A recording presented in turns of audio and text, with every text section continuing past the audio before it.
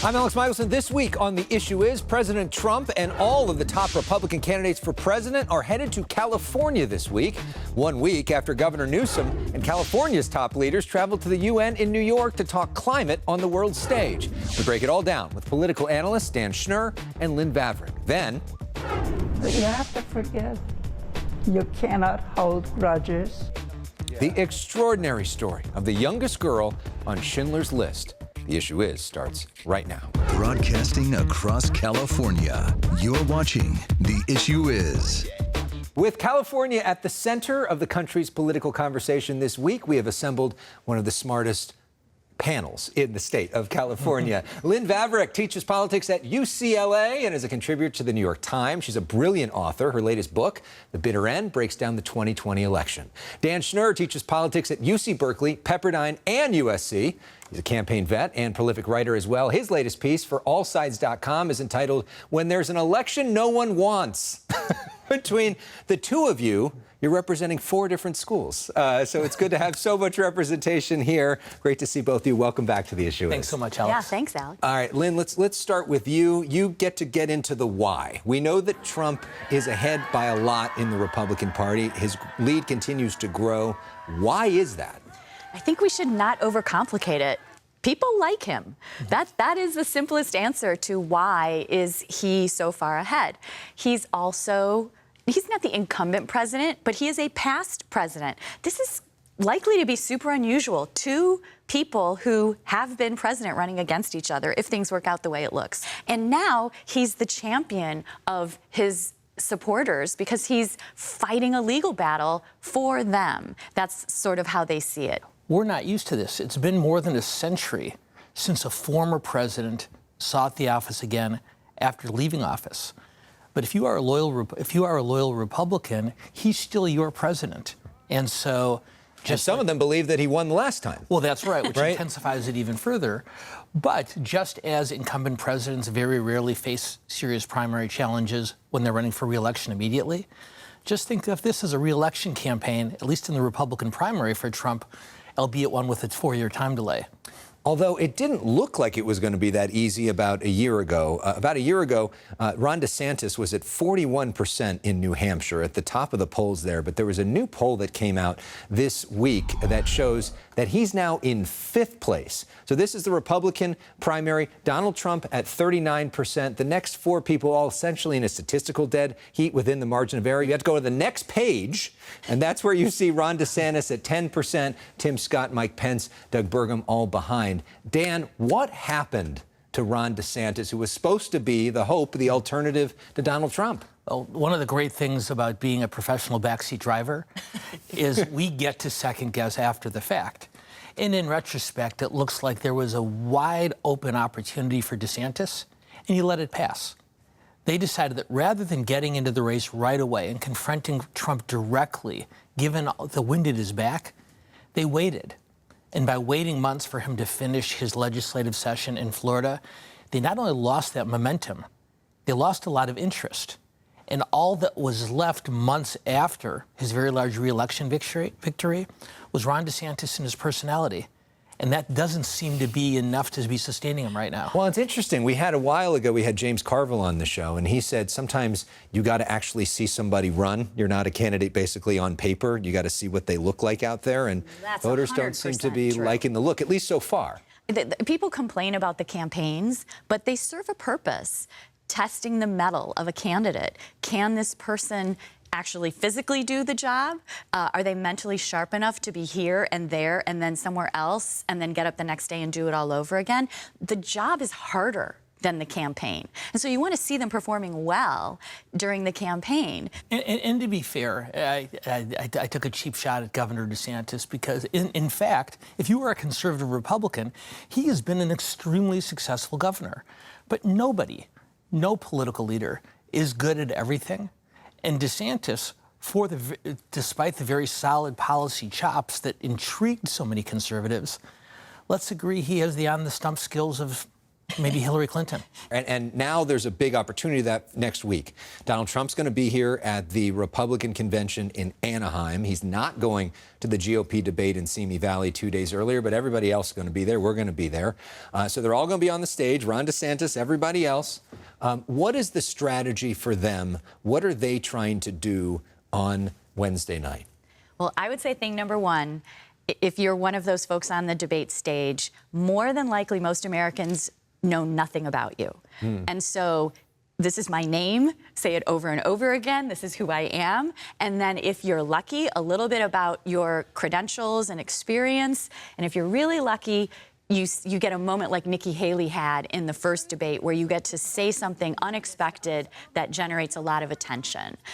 So those would be the things I think to do.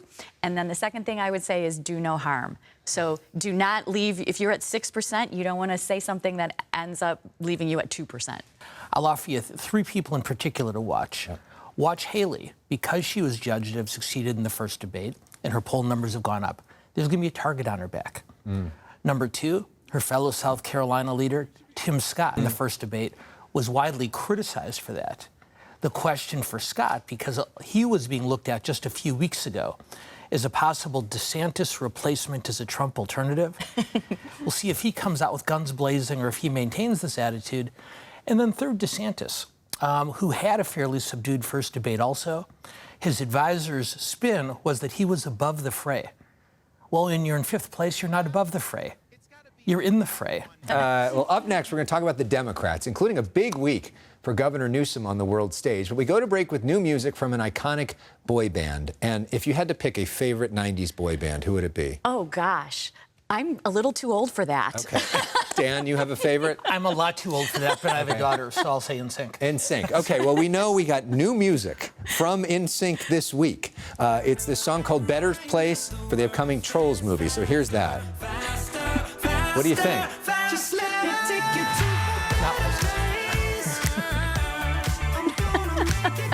23 years. It's the first time they've got a song out. There we go. This is California saying enough is enough. California Attorney General Rob Bonta talking with us earlier this week about California suing the biggest oil companies, claiming they knew about climate change for decades and lied about it. Back with our panel, political scientists Dan Schnur and Lynn Vavreck. So we know that Governor Newsom went to New York. He talked about this lawsuit. He was at the UN. He was at the Clinton Global Initiative. He was on CNN. He was on News Nation. He's on 60 Minutes this week. Clearly, he thinks this is a big issue. Is this a political winner? Do actual regular people care about this sort of thing? Well, Gavin Newsom has made it clear to you and many other people, Alex, that he has never, ever, ever, ever thought about running for president. Ever, not even thought about it. But if he ever did think about it, this is the type of thing that would be of great help to him. But he hasn't. Yeah. But what I would say is, even if, jokes aside, even if he were, for whatever the reason, not to run for president, not next year, not in 2028, not in the future, these issues still help him here at home. Because first of all, there isn't a California statewide media, present company accepted. And so it's hard for a California elected official to get attention across their entire constituency, the way they can in a smaller state. Second, he's dealing with a lot of contentious issues in Sacramento: housing, homelessness, education, energy. And so by going on the national stage, he can remind California Democrats back here why they like him, even if they're mad at him on something else. Now there are attacks from the right. Look at what has happened to California. It's a disaster. Show images of, all the things in California that voters know we're struggling with. And now he's sort of trying to say, this is still a great place. And we have led on all of these things from the 1950s forward. We're a leader in entertainment, in arts, and blah, blah, blah. And now we're going to lead on the toughest social problems facing this country and, quite frankly, the world. And who's going to do that? Your leaders in Washington aren't. California is going to do that. And so I think it's kind of genius if you really stick with it and can pull it off. But Dan is the professional on this, so I don't know. Is that crazy? I don't know. Governor Vavreck's message sounded pretty good, I have to say. But I'd offer you this really quick, Alex. The other place where this benefits Gavin Newsom, even if he doesn't run for president, is in comparison with Joe Biden. He's younger. He's more energetic. He's more on message. And most importantly, he doesn't have to deal with Rust Belt swing voters and political cross currents the way Biden is. So particularly to Democratic Party loyalists, Newsom can be the candidate of their dreams, even if he isn't a candidate. Interesting. Meanwhile, there's talk about another Californian, Vice President Kamala Harris, and there was this clip of another Californian, Nancy Pelosi, on CNN talking about Harris. It's gone viral. Here's her with Anderson Cooper. Is Vice President Kamala Harris the best running mate for this president? He thinks so, and that's what matters. Do you think she is the best running mate, though? She's the Vice President of the United States. So when people say to me, well, why isn't she doing this or that? I said, because she's the Vice President. That's the job description. May not see that on her campaign billboards. Vice President does nothing. When Governor Newsom was asked about it, he had a different tone with Dana Bash on CNN. Of course she is. The Biden-Harris administration, masterclass in terms of performance. Bipartisan deal. There's a lot going on there, right behind the scenes with everybody involved. Well, let's start with Pelosi. Whether you love Nancy Pelosi or hate her, let's agree that she never, ever, ever does or says anything by accident. Yes, very disciplined, unlike other people. Yeah. That was very intentional on her part, and she was very, very intentionally sending a message that there are still significant doubts within Democratic Party circles about Harris. Now, to be fair to the vice president, this isn't all her fault. I don't think that the Biden White House has ever figured out quite how to use her. Making her in charge of the border was almost mean. Imagine, by contrast, the day after the Dobbs decision, the day after the Supreme Court overturned Roe versus Wade, suppose Joe Biden had gone on national television and said, I'm appointing Vice President Harris as this administration's, this country's point person on abortion rights, legally, politically, constitutionally. People would be throwing rose petals at her feet right now. That's not where she is. And Pelosi sent that message. And instead, this week, they put her in charge of gun violence prevention, another thing that Washington has not been able to figure out in decades on what to do. Lynn, usually the vice president doesn't matter in an election, but usually we don't have a president that would be 86 if he served out a second term. Is she, and you look at the data, because you look at the data, an actual drag on the ticket? I don't think so. I don't think so. I feel a little bit like it's easy to dream up some person and say that person would get us an extra 2%. That's 2% is not happening on who the vice president is. But Alex, it's not really a question about Kamala Harris. As you alluded to, it's a question about Joe Biden. And even his strongest supporters need to admit that he's lost a step or several. And it's easy to understand how a Democratic loyalist like Nancy Pelosi might be worried that the wrong moment at the wrong time could be a real problem. So because of everything you just said, 67% of Democrats would like to see somebody else. But they don't have anyone. Well, they do have Robert F. Kennedy Jr., who is running, who joined us last week on The Issue Is, and didn't necessarily show a lot of party loyalty in this moment. If the final choice is Trump versus Biden, right now you're undecided? If it's Trump, I don't have a plan B. I intend to win this election, and I'm not going to talk about what I'm going to do if that doesn't happen. Which, of course, leaves over the possibility of running as a third party or potentially endorsing Donald Trump. What do you make of RFK Jr. and what he's doing right now? I don't know how to answer that. What I can say is that I don't think that this is going to affect the general election in November of 2024. I'm really even if he runs as a third party. I think so. I think so. Unlike if you told me Nancy Pelosi was going to run, then we'd have to have a long conversation. But this is not that, and so I'm not worried about it affecting the outcome of 2024. If I were running Joe Biden's reelection campaign, which I am not, and you told me that I had to have two Democratic primary opponents, and I could pick them, rather than Gavin Newsom or Gretchen Whitmer or Pete Buttigieg, I think I'd pick RFK Jr. and Marianne Williamson just to remind rank-and-file Democrats that actually they've got it pretty good. And as far as you see it, do you both think that Joe Biden is the nominee on Election Day in 2024? Go ahead. Well, I was just going to say, can you imagine scenarios where that isn't what happens? Yes, but again, if we're betting money, I'm betting on yes. Biden is the nominee. Joe Biden has 6 months. In the next 6 months, if he were to decide not to run for re-election for reasons having to do with age or health or Hunter, then there's a full schedule of Democratic primaries, 10, 15, 20 candidates, and the nominee who emerges is battle-tested and presumably ready for a general election. If he waits more than 6 months, and it's March, April, May, then Vice President Harris becomes the de facto nominee. So the pressure on him between now and the end of the year to think about this is going to be excruciating. Which is not 6 months, it's like 3 months. Yeah. Well, I think by February is when you... Okay, yeah. And you're calling this election potentially the felon versus the fossil. Yes. Wow. Donald Trump And in fact, versus Joe Biden. In fact, I did. Yeah. Wow.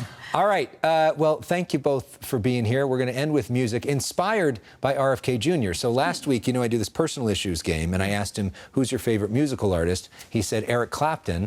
And then 2 days later, Eric Clapton was doing a fundraiser for him. So here is Eric Clapton playing for Robert F. Kennedy Jr. Lynn and Dan, thank you. And whatever you think of RFK Jr., he does have some good musical taste. Take it away.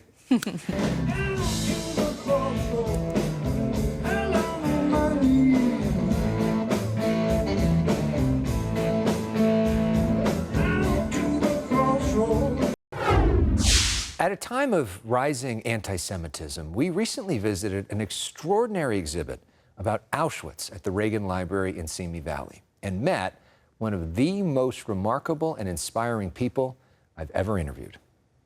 It can happen again. We're touring the Auschwitz exhibit at the Reagan Library with 93-year-old Camarillo resident Selina Karp-Biniaz. Selina survived the death camp at Auschwitz, where 1.1 million men, women, and children were murdered. Her savior? Businessman Oskar Schindler. Selina, the youngest girl on his list of employees. What does Oskar Schindler mean to you? Well, he gave me my life. Her story documented by historian Bill Fredericks in his book, Saved by Schindler, The Life of Selina Karp-Biniaz. The human spirit is very strong, and she's an example of that moving forward. Yeah. She's led an amazing life.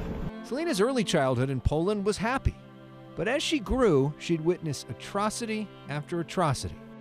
To see children being killed, babies, that was awful.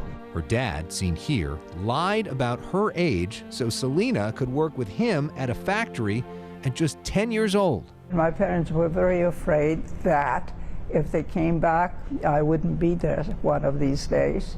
Oskar Schindler arranged for Selina to travel to his factory in Czechoslovakia. But due to a clerical error, Selina's train arrived at Auschwitz instead. It was horror. There were the dogs barking, the plumes of fire in the sky, smell, incredible smell, and we were in Auschwitz. Did you think you were going to die? Oh, the fear was there all along. Before Selina could be killed in the gas chambers like so many other victims, Schindler arrived and paid for her to get out to come work for him. After the war, an angry Selina studied with a German nun that changed her life. She was the first human being who looked at me as a human being rather than a piece of vermin or a discard. Her rage started to fade. She taught me that hatred is corrosive and that you really have to face your problems and work through them in order to move on in life.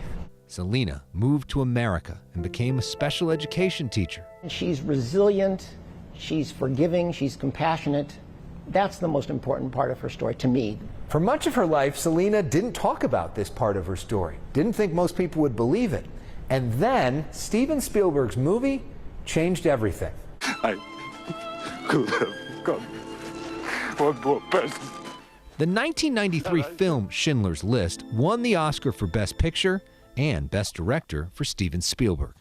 I always say Schindler gave me a life, but Steven Spielberg gave me a voice. And I have the privilege of interviewing Mrs. Selina Biniaz. In 1996, Selina recorded her testimony for USC's Shoah Foundation a nonprofit founded by Spielberg for survivors of genocides to tell their stories on camera so history will never forget. Nothing connects like the human voice. Selena now uses her voice to tell her story all the time, including to then-President Barack Obama, Wonder Woman actress Gal Gadot, whose own grandfather survived Auschwitz, and comedian Sacha Baron Cohen. It allowed me to speak. Selena and her biographer addressing a sold-out crowd at the Reagan Library in Simi Valley.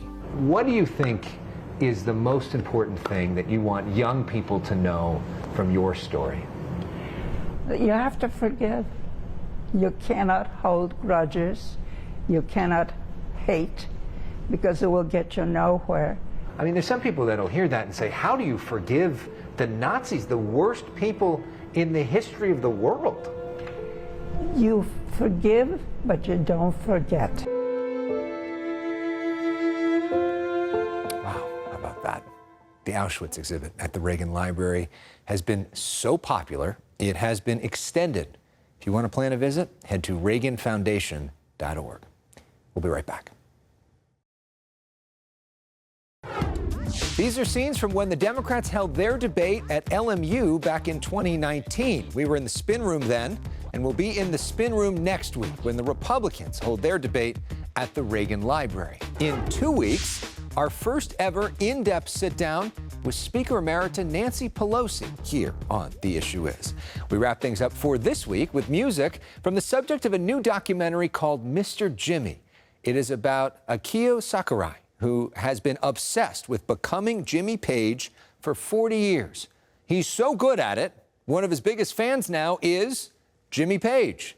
Page is such a fan, Led Zeppelin gave Mr. Jimmy the rights to use 30 songs in this film, which is playing in theaters now. Mr. Jimmy visited our studio this week. We end with his rendition of Stairway to Heaven.